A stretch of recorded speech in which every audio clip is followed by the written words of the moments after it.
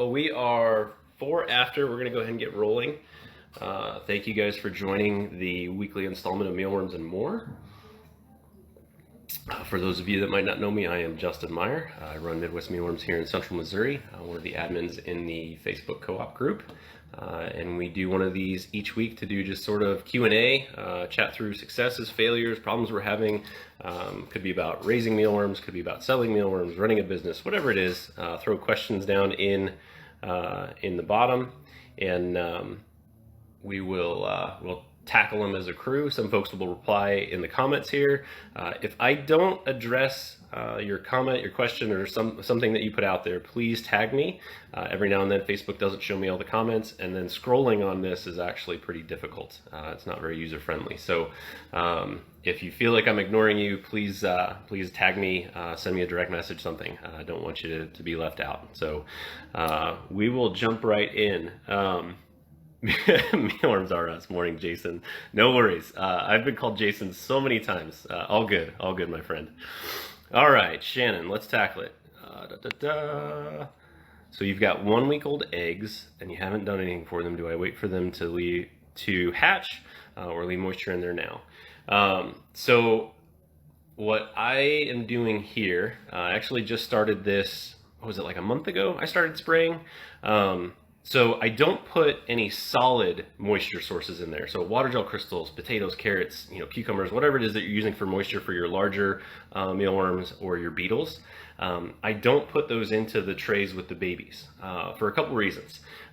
One, it's going to take probably, I don't know, a week or two for them to get to the point where they're moving around in that tray and actually trying to eat something.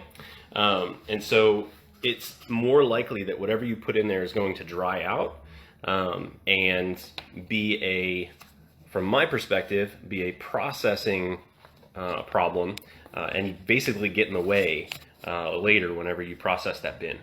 So as you sift and sort and harvest, you're going to start seeing little small pieces or whatever it is that you put in there. Like if you throw a whole carrot in there, they're not going to eat that carrot, right? It's going to dry out and then it's going to get in the way later. And so what I did up until about a month ago is I keep my room at 70% humidity, and I don't give the babies anything. I don't put water gel crystals in. I don't mess with them until I can start seeing some of the exoskeletons on the top of the tray. So that means that they're getting big enough that you can visually see the exoskeletons as they've gone through their instars, gone through their molts and grown. And then I'll start adding in water gel crystals.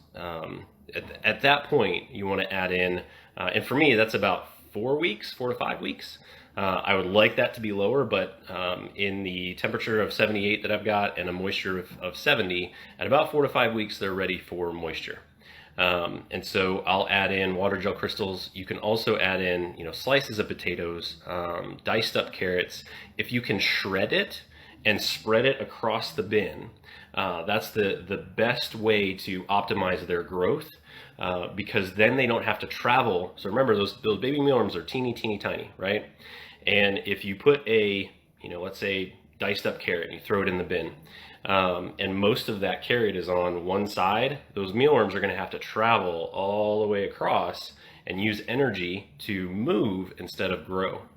And so if you can, it takes more time to do this. You're going to have to shred it, dice it, blend it, whatever it is that you're using, get it to a point where you can spread that across the tray. And then that way they don't have to travel as far to get to that moisture source. They will be perfectly fine without moisture. Mealworms can absorb moisture from the air, so make sure you've got a humidity that's 50 to 70%. So either create a microclimate in your tray or in your room, or if you can't do that for whatever reason, it just might extend that growth period a little bit. The other thing, I've actually started doing this recently again, is spraying the trays. And so I posted a couple of videos about that recently. I think I included it in the co-op group. I'm not 100% sure. I try not to spam too much in the group with posts. So what I started doing is I use an ATV sprayer. I bought it fresh, clean, and new, so there was never anything in the container other than what I've put in it myself, which has just been water. And then it's got a very small pump on it and a sprayer. And so I set the sprayer to where it's a nice open spray. It's not a direct hard spray. It's nice and open. And then I actually spray each bin once they are 2 weeks old. The 1 week old trays, it's just not an effective use of the moisture. They're still hatching. They're still going through that growth process at the very beginning, and so I just don't spray them until they are at least 2 weeks old, and then I spray them until I start giving them water gel crystals. So in a smaller configuration, if you get a bottle sprayer, just a simple, bottle sprayer, they sell them at, most big box stores. Get one that's fresh and clean, that has never had chemicals in it. That way you can guarantee that you're not going to get anything into the trays that shouldn't be in there, that you don't put into that bottle.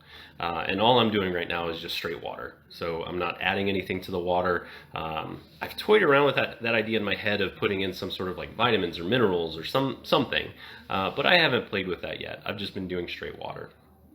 And I'll just very quickly spray the top of the trays. And for me, I'm going in each tray, boom, boom, boom, boom.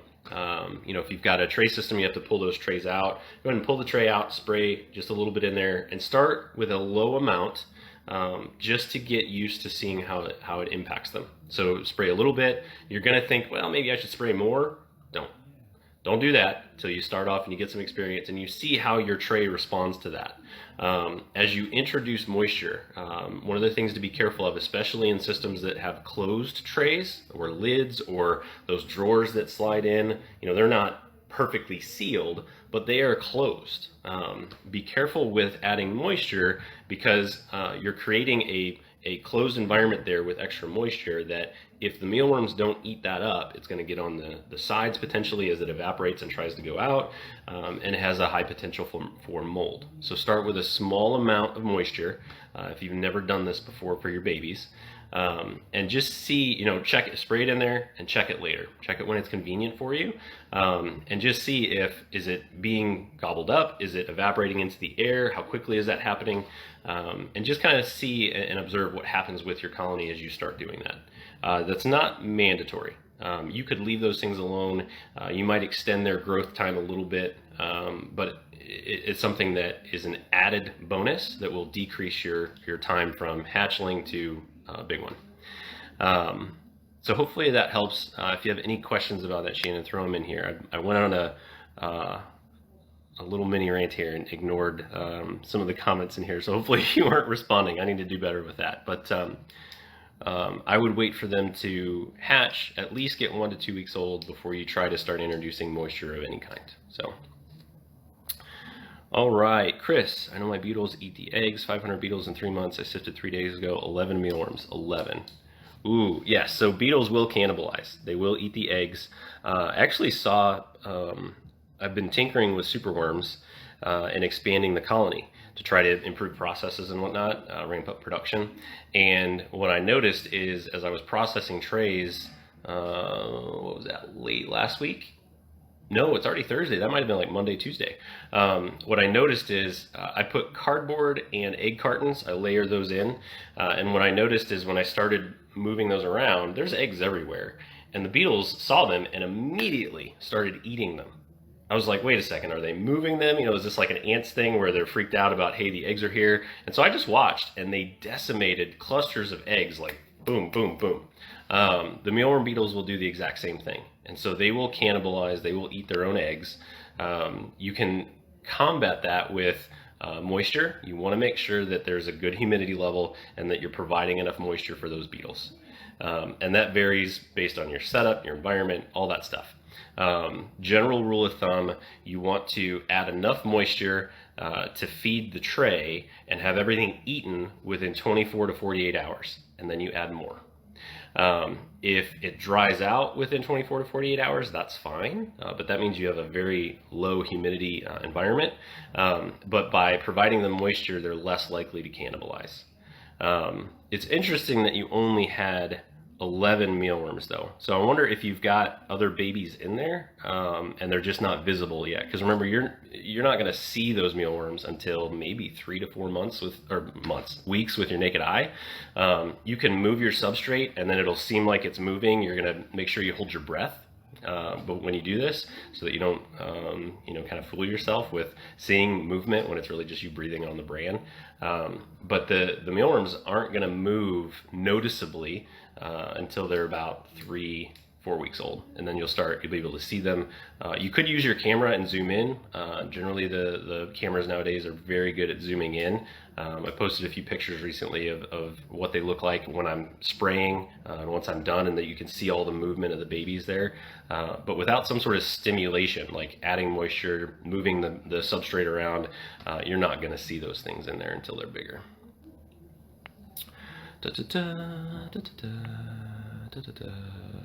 All right, let me scroll down here. Caitlin, welcome. You give a heads up, say a day prior to these lives. Yes, Julie, I shared in the co-op group yesterday morning. I've set a timer, or not a timer, a reminder 24 hours before the live to go ahead and post it and share it in the Facebook group. So hopefully that came through. I will double check to make sure that it's coming through and I'm doing the right thing. But generally 24 hours before, I'm going to throw a reminder out there to say, hey, there's an event tomorrow. Chris, that's what's the moisture and all the research. I never saw any eggs. That's okay. Eggs are very difficult to see. What you'll likely see are clusters.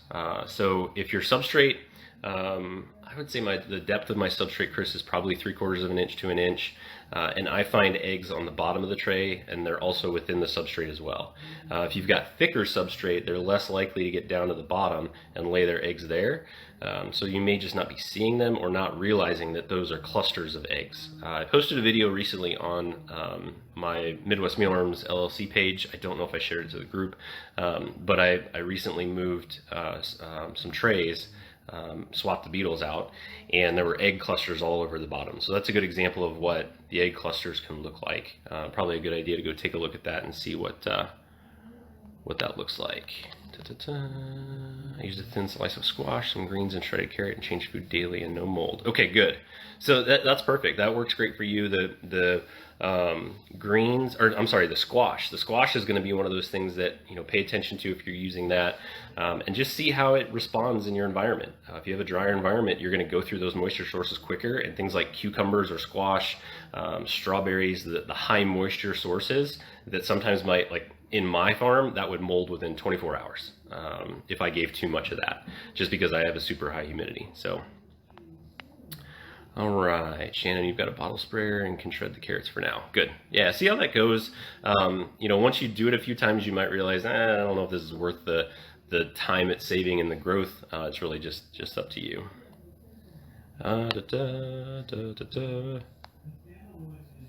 the scrolling is rough. I'm sorry, guys. At some point, you'd think I'd get better at this.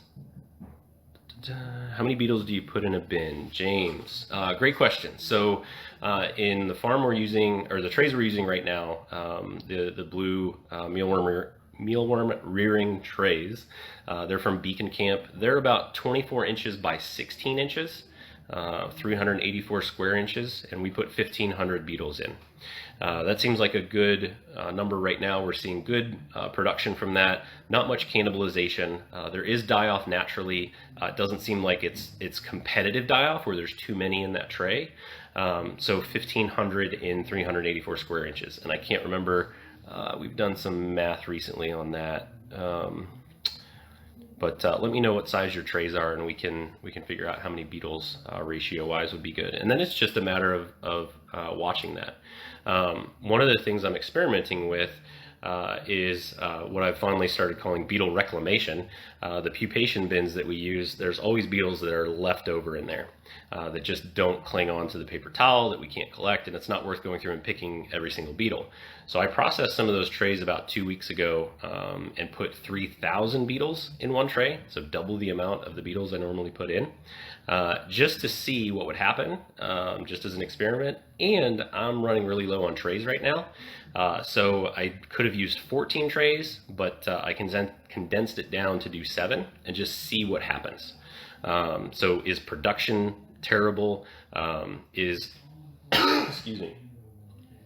Is production terrible? Are they going to cannibalize? Are they all going to die off? And what I found so far is very encouraging. So I swapped those out yesterday. Tons of beetle eggs on the bottom, tons of eggs in the substrate, most likely. And the beetles did not seem to have a huge die-off rate from either natural death or cannibalism. It doesn't seem like they're competing against each other. So they'll be in rotation for another 2 weeks. And then I'm going to take them out, cull them, and we'll see what those trays produce over time. Felicia, good morning, good morning. Congrats, by the way. Let's see. I see movement in the egg trays within a week of sifting them from the beetles. I sift eggs out weekly. You'll see that movement. Do you physically just like, can you just stand there and see it, or do you have to like run your hands through it and then you'll start seeing all the mealworms move around? Usually I have to run my hands through it, or what I've noticed is now that I'm spraying those bins, those young trays, I posted a bunch of videos on this because it's pretty neat. You can start seeing them coming up to that moisture and moving around. The large beetles, the large mealworms do the same exact thing. When they get a moisture source, they just start going crazy and start moving around. It's pretty fun to watch and listen to. If you can listen to that in a quiet room, just the ASMR type thing, it's pretty cool. Da-da-da. Lee, welcome. Shannon, do you have a guess on how many eggs would be in a cluster? I had a bunch of clusters. I have no idea. Honestly, it's going to depend on the size of that cluster, right? But I wouldn't even fathom a guess right now. I know those mealworm eggs are extremely small. So I'd have to think clusters are going to be, dozens, if not more, depending on the size of that cluster. Lee, let's see. What did you mean in the other video when you mentioned the cleanup crew? Was that you on YouTube that asked that question this morning? I just responded to somebody. I have some darker colored mealworms in my bin that look similar, but much darker, and I thought they were them, but no idea what they actually are if they are not mealworms. Okay, so let's talk about cleaner crew for a second. So when I say cleaner crew, or when others in general that are raising insects say cleaner crew, there's two very common ones. There is a dermestid, larva and beetle, and then there is a lesser mealworm, or buffalo beetle. So those are two very different species from the mealworms that we are raising and that you are most likely raising, Tenebrio molitor. So lesser mealworms are a very similar species to the regular mealworm. They are distinct though. So when you say you have darker ones, that sounds like it could be a lesser mealworm. It could just be a dark mealworm that's getting ready to molt though.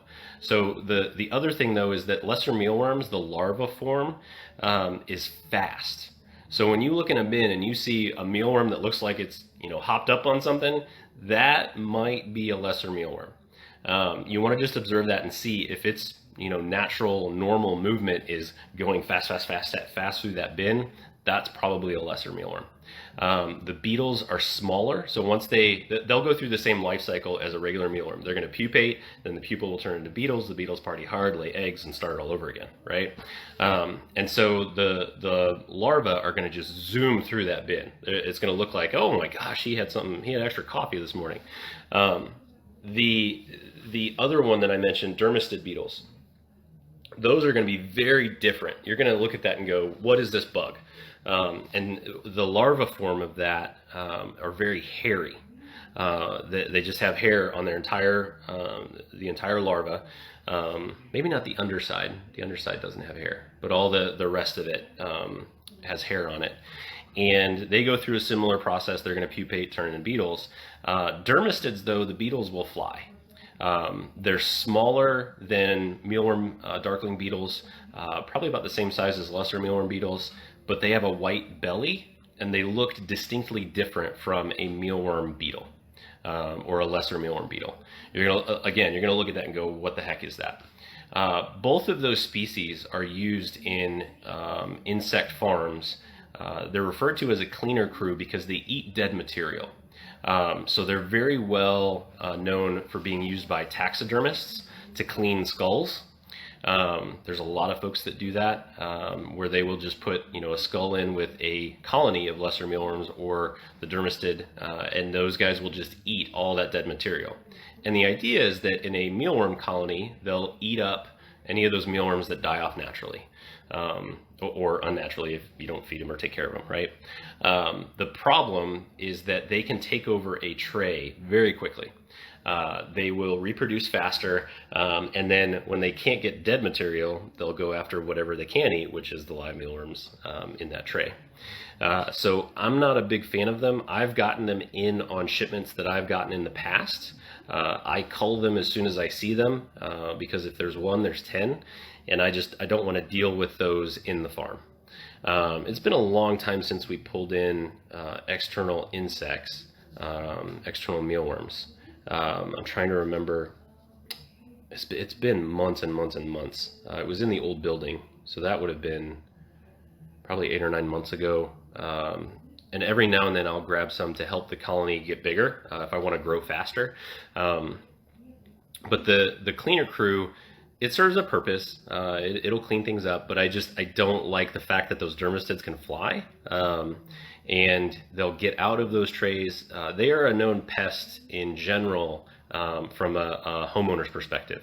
They'll get into insulation, they'll eat insulation, they can survive on it, they can reproduce, and then you've got an infestation of something you don't want in your home or in your building like this. And so I try to eradicate them as soon as I see them. So I would say just observe the dermestid, larvae, and beetles. You're going to immediately know this is not a mealworm, shouldn't be here. Cull those, either pinch and kill them real quick, throw them in a freezer, whatever you're comfortable with. Don't just throw them outside because they could survive. And then the lesser mealworms, again, check the velocity or the speed with which they're moving. And then if you see a smaller beetle, so what is that, 1/4 inch, 1/8 inch, small beetles, those are going to be the lesser mealworms, and I would personally cull those as well, because there's just no need to have them in there. Maintain your colony, and you're not going to have a problem with the dead material that they eat up isn't going to stink or go buck wild. It's not like rotting corpses or anything like that, rotting animal corpses. So it's not something that I think is a big requirement for an insect farm. Really good question, Lee. I appreciate that. Julie, I've got 3 generations of mealworms. Should I get a new strain? Interesting question. That's going to be a hot one. I'm wondering if anybody's replied to that yet, because there's been a few studies on genetics and whatnot, and whether you should get fresh blood, new strain, various terms there. I personally am not sold on the fact that you need to refresh your bloodlines. I went for several years without getting fresh mealworms in, and I haven't seen a decline in either size, health, production. I just haven't seen anything noticeable. That being said, I'm not running in a laboratory type scenario and keeping very strict like down to the mealworm quantities, sizes. So it's possible that this sort of thing helps. I do know that some of the larger corporations that do their own R&D have gone through the process of identifying traits that they want, doing genetic analysis, things like, they're in it for running artificial intelligence in a giant robotically controlled building, cranking out very specific types of mealworms and purposes for those mealworms. I don't think it's going to hurt anything outside of if you pull in insects from external to your colony. My advice for that is to sequester them for at least 1 week. I would say 2, maybe even 3, just to observe them, see what they're doing, make sure there are no external critters that are in there, like the dermestids or the lesser mealworm. If there are eggs in there from other insects, give them time to hatch and go, be noticed and be taken care of before you introduce those to your existing colony. You want to make sure that, I'm going to go worst case scenario. I always go that route in my own life and try to plan for that. So if for some reason on the way to you, after you've ordered them, they're getting shipped and they get exposed to something, it's not USPS's fault. It's not the shipper's fault. There's just something in the air, or they're driving along the road and it gets on, like, a lot of things can happen, right? There's the potential that you might not see the impacts of that until several days later. And you don't want to introduce those into your colony right away. You want to observe them, make sure everything's okay. And then at that point, once you're comfortable with the time that you've spent watching them, making sure everything's all right, put them into your colony and let them go. It's not going to hurt anything. I'm not sure if it helps anything. I think there's more research that needs to be done and publicized to really give us a much more, I almost said correct, much more specific and accurate answer there.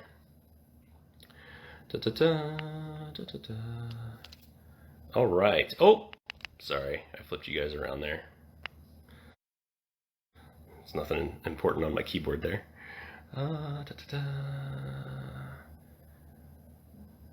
Yeah, Felicia with comment on the buffalo lesser mealworms. Love it. Lee.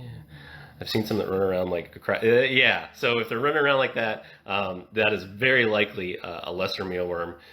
You could sequester it, like take it out of your colony and just observe it, look at it, get familiar with it. I feel like they're physically flatter.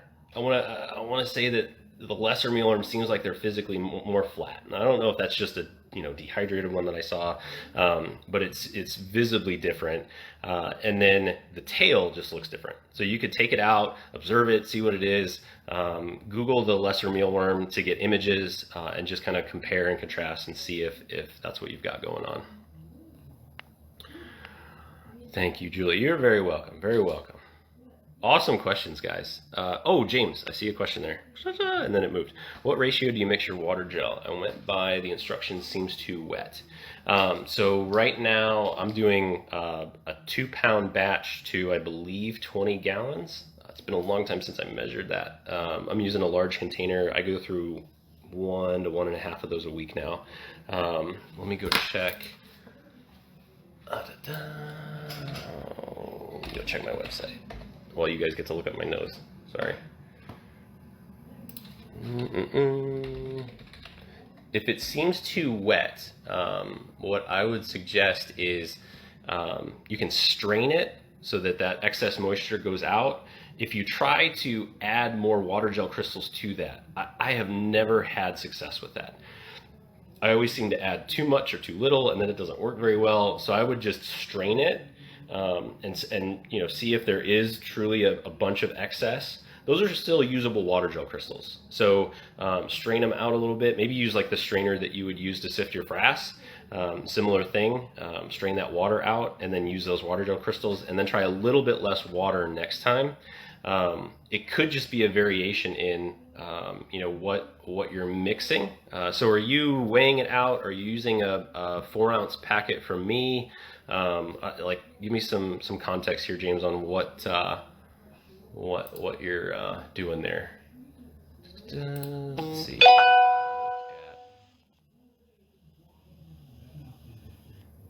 Let's see. 1/2 teaspoon of water crystals to 4 ounces of water is what it looks like. 1/2 teaspoon of water gel crystals. So what could be happening is use 4 cups of water to 1 teaspoon. 4 cups of water? Yes, that's way too much water. Way too much water. So 1 teaspoon, 1/2 teaspoon to 4 ounces. So with 4 cups. I'm terrible with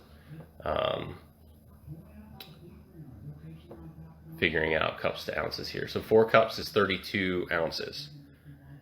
32 ounces of water to 1 teaspoon. Yep, that's far too much water. So I would cut that down quite a bit. 1/2 teaspoon to 4 ounces of water should be plenty.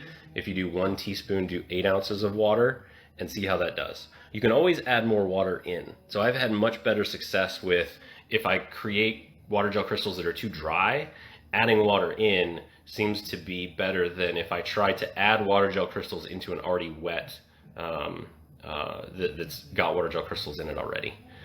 So give that a try, James. Go down to like 8 ounces of water to one teaspoon. See how that maps out. And it does not take a lot of variance when you're talking about that small of a quantity to impact whether you're going to have runny water gel crystals or very dry water gel crystals. crystals. If that teaspoon is curved this much versus flat, you're going to have some variance at that level. So I wouldn't beat yourself up too much about it. I would prefer to go too wet, honestly, and then strain it out, because I've just had so many issues with trying to add water gel crystals into that wetness and try to combat that.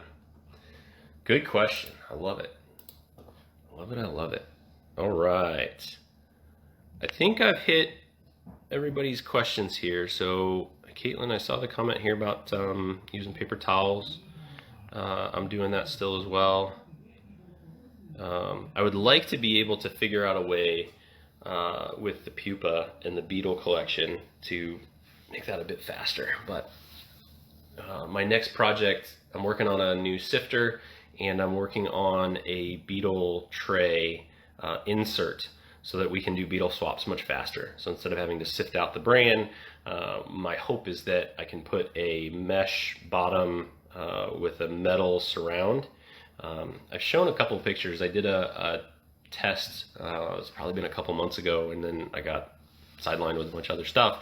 But it wasn't tall enough. And so now I got taller, I think I bought L channel or Z channel for aluminum metal siding. And I'm gonna do some manufacturing here to build a little tray insert and see how that does. All right, there's a pause in the comments here. Again, if I missed you guys, tag me or send me a message. I've got my desktop open here as well. I'm gonna take a quick drink.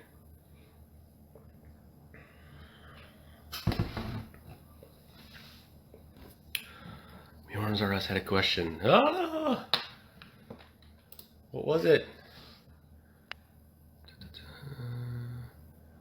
Throw it out there again. I'm scrolling, trying to see it. I got the Jason one, but I didn't see the thing.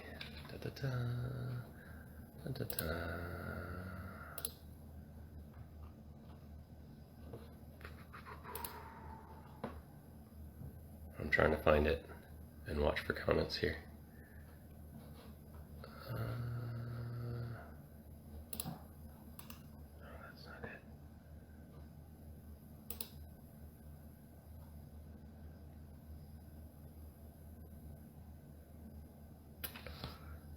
Thank you, Felicia. Got it.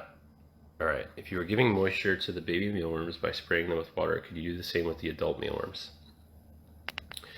Yes. Lee, I see that question. I'll tackle that here in a moment. So yes, you can spray the larger worms. What you want to keep in mind, so I've messed with that a little bit recently, and I don't like doing that because over time, so the larger mealworms are going to have their exoskeletons on top, right? And I'm exaggerating, it's not like that, right? But they'll have the exoskeletons on top. And when I spray with my sprayer, which is, remember, that's a small little pump, ATV sprayer, it's coming out with some force. You know, it's not blowing the tray apart, but it is coming out with some force. And what I've seen in the past is those exoskeletons build, like I'll spray on this side and it shoots it that way, right?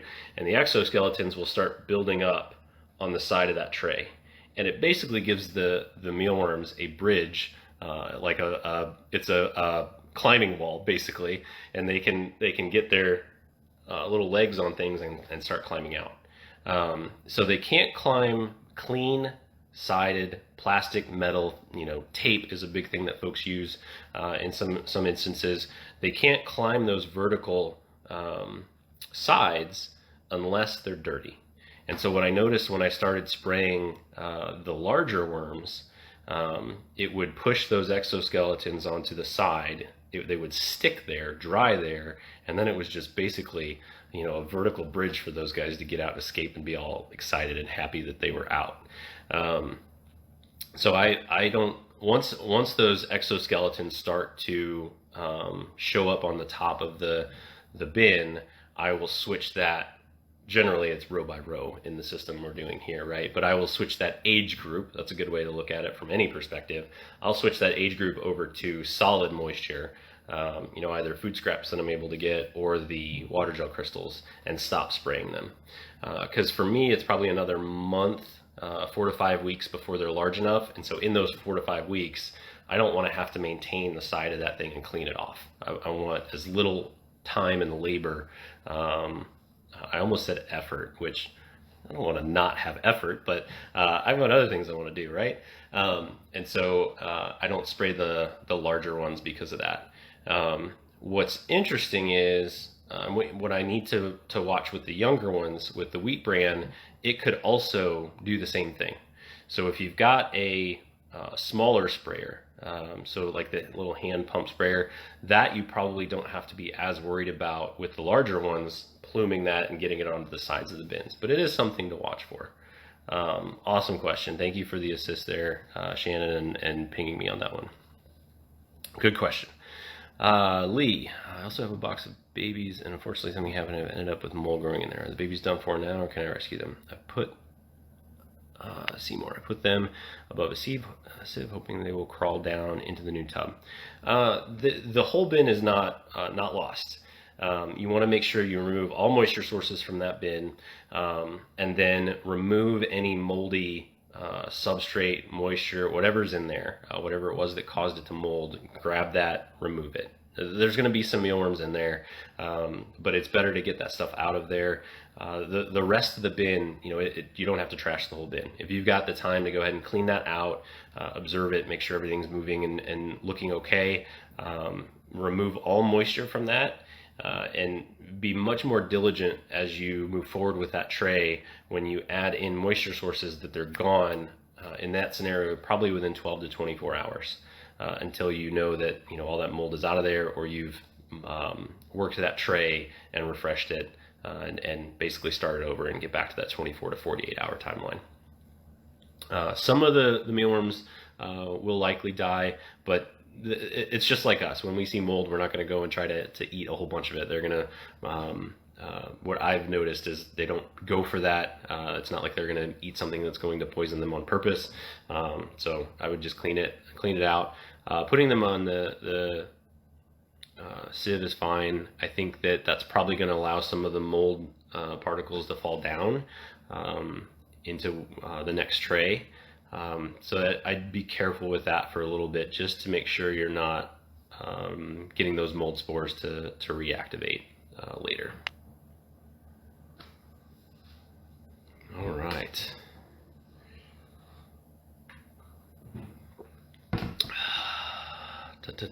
Good question. Okay. All right. Well, and I forgot to mention at the very beginning, we are mobile. So if we need to get up and move around, we can. The only restriction I've got is Ben is in the insect room right now. He is sifting frass out of some younger trays. And so I can't go in there, unfortunately. It'll trigger my asthma. And you guys don't want to watch me struggle to breathe. We've got 18 minutes left to the top of the hour. If we get into something at the very end, we can definitely keep going. I don't have a hard stop this morning. I need to get some orders ready for a local business, and hopefully pick up wheat bran while I'm there up at Born Feed. Get that taken care of all in one trip. And then I was going to run over to one of the local campuses actually has a 3D printing division, so I had him 3D print something for me. I was going to go grab that, but Leo's going to grab that early next week. Shannon, I'm having so much fun. Does it stay fun for you too, even with a large operation? Yes. What I enjoy about this is the constant challenge to make it better. Within the confines of what I've kind of set forth here as my goal, I don't want to do I don't want to use software to run the farm. I don't want to use artificial intelligence. I don't want to use robots because I can't maintain, fix, code, do any of that. I want to be able to do this myself and prove that it's possible, it's financially possible, and you can produce quality mealworms for everybody to use. And so that's, the challenge for me is every time we scale, every time you go up in the production, that you're creating, something changes. You're either going to run into a problem, or you're going to run into an inefficiency that just isn't acceptable anymore, and you've got to fix that. And I love the crap out of that. It's one of the reasons in my previous job, I worked in corporate America implementing pharmacy software for 17 years. I absolutely loved it. Needed a different change, needed something new. So I moved into this. And in that old job, I was consulting, I was fixing problems, I was analyzing, processing, all that fun stuff. And so this keeps my brain busy and keeps it challenging. So it hasn't gotten old or boring or something I'm not happy about doing. I still come in and enjoy the crap out of it. So, sorry. I enjoy the daylights out of it. Let's see, Lee. Thank you, dude. I was going to keep seeing now the mold's gone and keep them separate for a while to observe them, but if you say they're going to be okay, I'll go yeah. I would, yeah, I would just kind of wait. Yep. Continuous improvements, that's what we're working on also. Yes, there's always something you can do better. You always think, hey, this is the best thing since sliced bread. It can't get any better than this. And then something changes. And so it's one of those things that you can always do better. And better is perspective, right? So one of the things, like I want to employ humans, pay them a living wage, and produce quality mealworms that aren't going to break the bank for anybody to buy and use. And I think I can do that. I'm going to prove that. So, Trina, hey. I wanted to reply to your response last week. Let me of why we do want larger mealworms. Here are a couple of reasons I've come up with. I'm selling to retail feed stores and the buyers do not want them turning into pupa too soon. I would love to have my pupa larger so that I don't get so many falling through the Space Coast pupa sifter. I just haven't found the sweet spot in stopping them from turning to pupa when they are smaller. Yes, all valid reasons. So let's tackle the first one. I'm selling to retail feed stores and buyers don't want them turning into pupa too soon. Refrigerate them. Is this, Trina, give me some more context. So you're trying to get larger mealworms naturally, right? I'm trying to remember what we talked through. You got some from somebody that said they did it without chemicals, and I'm sure there's a way. I'm sure there's some sort of environmental way or processing way. I think Velazar mentioned last week, don't give them any feed and moisture sources, and then they will not pupate. Because I think the thought process there was, in nature, if they don't have anything available, it doesn't make sense to pupate, turn into beetles, and try to keep the colony going because there's nothing there for them to eat, right? And so they'll stay in that larva form. So from a retail perspective, yes, when I sell mealworms, when I ship mealworms, I try to be very transparent and open about the fact that the ones that I am sending are average of 3/4 inch. I don't have the industrial machinery to separate those sizes more efficiently. That's one of the things I'm working on with the new sifting machine. So there's going to be some variance there. And then there will be pupa because shipping is stressful and stress induces pupation. So I try to make that as comfortable as possible for those mealworms by feeding them. I usually ship on Monday. I will feed them Sunday, give them moisture to eat on overnight. And then when I ship on Monday, I will add in some water gel crystals, enough that they're gone within 2 days. So when they arrive for you guys, they're not in there. And I do have some customers that say they don't want them added at all. Somebody that raises bluebirds, or not raises, but feeds bluebirds, they just didn't want them in with the mealworms. And so there are occasions where I won't do that. But the moisture helps to reduce the level of stress, right? Because they're in a dark place, which is good for them. And the shipping is just getting jostled around. And so having them as fed and moisturized as they can be helps to reduce that pupation. But you're going to get pupa because there's no chemicals added in there, and they're going through that very stressful process. I'd love to have my pupa larger so they don't fall through the pupa sorter. Yes, I have that exact same issue. I was talking with somebody, one of the consulting sessions I did, I think it was last week at this point. It was a one-on-one. And so we talked through getting those pupa and separating them out, and they were frustrated with something that they had been using because the smaller pupa were going through, and they were hopeful that the Space Coast sifter would do that. And I said it's not, and that's not Scott's fault, Scott over at Space Coast. It's just that the mealworm pupa sizes are variant and different, right? And so when they get stressed, they'll pupate early. We noticed that here. And it's something that we've dealt with. It'd be nice to have a good way to tackle that, but I just haven't found one yet. And so that means that the pupa that fall through turn into beetles, and we unfortunately don't collect them. So I've noticed that wherever you put the moisture source, that is where you will see an abundance of pupa the next day. Probably because now they have that moisture source. They've been well moisturized, as I like to say, and with that moisture source there, it makes sense from a natural perspective for them to then transition to pupa to become beetles, because now those beetles will have a source, from the mealworm's perspective and instinct perspective, they'll have a source of moisture available to eat, hydrate, and then keep the colony going. Worms I received did not excessively turn to pupa. They are quite nice. Good. Excellent. That's good to hear. Good to hear. Lee, you say give them moisture sources, but I had a failure bin on my first attempt where I did that, and they all started developing these weird water wings. I've called them before.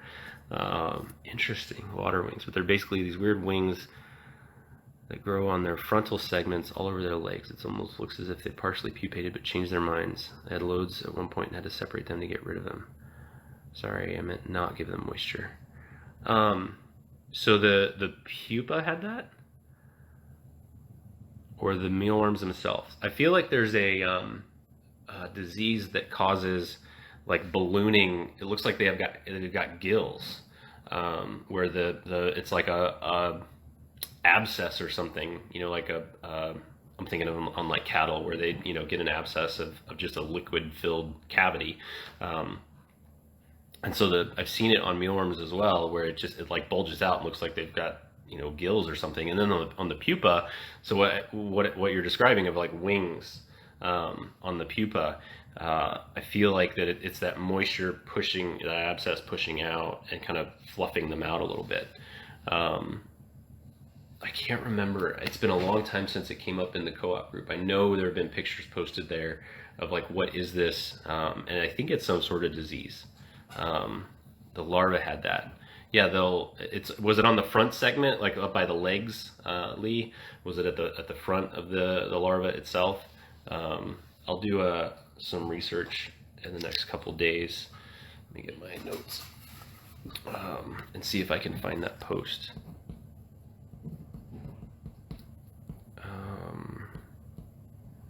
Yes, yeah. It sounds like, and it's nothing to be like, it's not going to take out the whole colony. I can't recall what it was.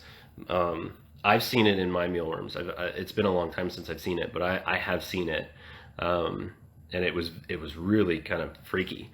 So let me do some research there, Lee, and I'll see if I can dig it up and either tag you in the old post, or maybe I'll reshare it just for everybody. I'm just taking my notes here, and I have terrible handwriting, so I have to like really focus on writing this so that even I can read it later. Mealworms in co-op group.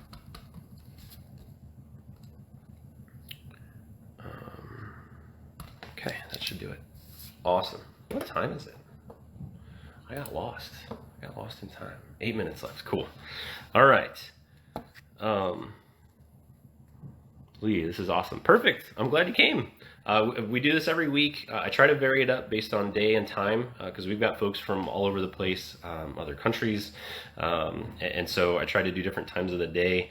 I haven't done any on the weekend yet, or really late in the evening, just a time issue for me, but they are recorded as well, so Facebook will record all these, and then it'll post into the group a little while after Facebook processes it, make sure everything's okay, we're not doing anything bad, and then they'll post it in the co-op group. So I'll do one of these. The goal is once a week, various different days and times, and then it gets posted in the group, and all the other previous ones are also posted in the events section as well. I tried to use a different image today, when I created this one late last week, and it didn't let me do that. So I'm not sure what's going on there, but I'm glad you're getting some good value out of this. I appreciate that. All right, we've got 6 more minutes left till the top of the hour. If you guys want to see anything or have any questions about anything, just let me know. I am the #1 source. The group is. This whole group is awesome. So folks are answering questions. Definitely post things in the group as well. As you've seen, it's a very supportive community. Pretty awesome to have this resource. When I first started Mealworms 7 years ago, just for myself and chickens that we had with a good friend, there was a lot of info, but it just didn't seem like it was applicable. I don't know a good way to say that. But it just seemed like there wasn't a lot of resources for somebody, like when it comes to how do I sell these things? What do I price them at? What do customers actually want? What do businesses need? There just was not a lot of resources available there. And then as I scaled up, so I started with I think it was a 10 tray Rubbermaid tower, but I only used 3 of the trays at the top, the little tiny ones, and then they get bigger as you go down. I started with just 3 of those, and as I scaled to use all 10 trays, my processes had to change, and there was nothing around to use. So my goal with these events and helping in with the co-op group is just to have a resource for folks to grow and keep things rolling. Maury, welcome. I think you've been here the whole time. I have people that are turning into beetles. What can I find? What can I find them on their backstead? Yes, mealworm beetles are notorious for getting stuck on their backs. A couple different things you can do. One is to make sure that the substrate is deep enough that they can kind of snow angel themselves in. You'll see them doing this, right? You can't really see it, but you'll see them doing that. I'm going to look at that later and laugh. They're trying to kind of dig down, and then they'll flip themselves over. Or they're relying on another beetle in the tray or something. Most of the time it's just beetles because that's all in there. They're relying on those beetles to kind of collide with them, and then they'll grab onto their buddy and flip over. I have noticed it was one of the things I did not like about the pupa bridge concept was that when they hatched, the pupa bridge, you put your pupa above your substrate on something. Scott has one that he laser cuts. You can use a container turned upside down, something that has a very tiny lip on the edge because pupa will move.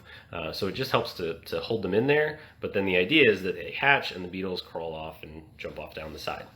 I would notice that a lot of beetles would get stuck there, and after pupation, pupating is energy deficient. They're going to get tired. They're going to need food and moisture whenever they hatch.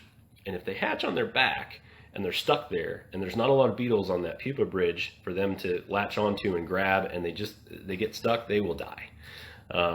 And so make sure, if you're using pupa bridges, you might want to check those every so often.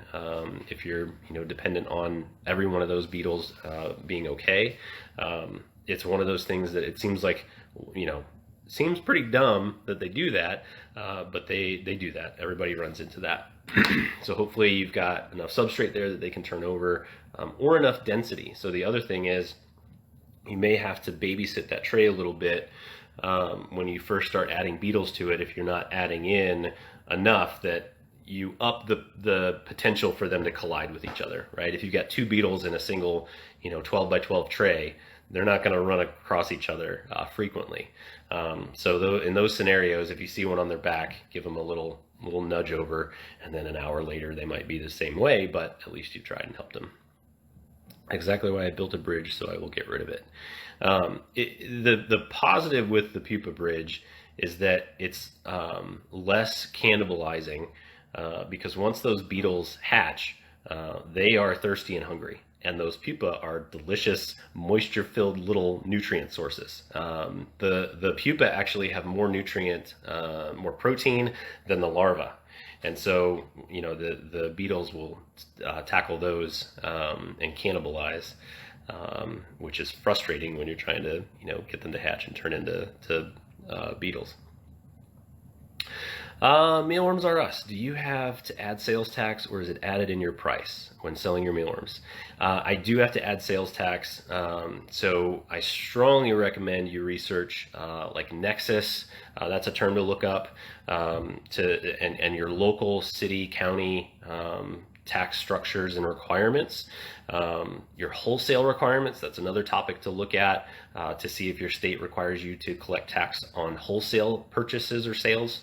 There are various different categories. So in the state of Missouri, I currently do not have to tax something I sell wholesale. Which is interesting because the government likes to tax everything, right? And so if you sell wholesale, if I sell wholesale to a store, there's no tax added to that because when they sell it retail, they're going to get tax from that retail sale. So there's a whole slew of requirements. It's really dependent on your state. And then depending on where you sell into, you will also have to add sales tax for that location as well. So that's something to keep track of. It's very straightforward from a website perspective because they built that in to help take care of that. And what I mean by that is they don't put the tax on there for you. Like Shopify is what I'm talking about specifically. That's what I use.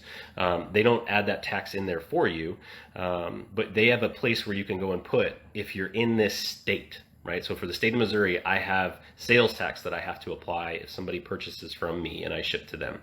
And so that's automatic in the sense that I have applied for my sales tax ID, and then the sales tax percentage amount is entered into Shopify.